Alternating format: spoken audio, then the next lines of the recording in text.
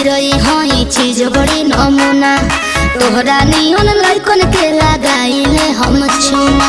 अरे जाहो सुना कहो अरे शहर के हम चिरई हई चीज बड़ी नमूना तोहरा नियन लड़कन के लगाइले हम चुना। हाँ तो हमरो सुना पाँव के पायल से कर देलु घायल का हो पाँव के पायल से कर देलु घायल अतना काहे छमकतारू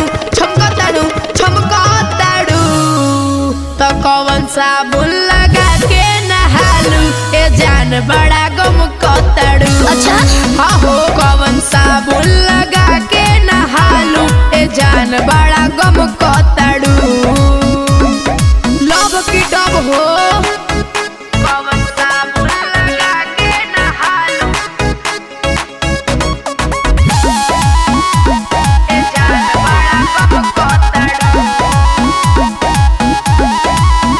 ए हो लागता ताजा गुलाब खिलल बा हो हम गम को तहनी तोहरा का मिलल बा हो। सब जानल जरूरी बा बोलो सुनो लागता ताजा गुलाब खिलल बा हो हम गम को तहनी तोहरा का मिलल बा हो। ए हो तोहर बिंदिया उड़ावेला निंदिया अच्छा तोहर बिंदिया उड़ावेला निंदिया हमरा पका है बमकतड़ू तो कौन साबुन लगा के नहालू ए जान बड़ा गम कतड़ू। अच्छा कौन साबुन लगा के नहालू ए जान बड़ा गम कतड़ू। अरे बता दो कौन साबुन लगा के नहालू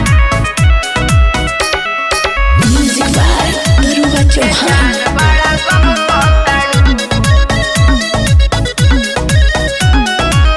ऐठ के दहिया जब ले लू अंगड़ाई तोहरा विशाल ही जवान ना भेटाई।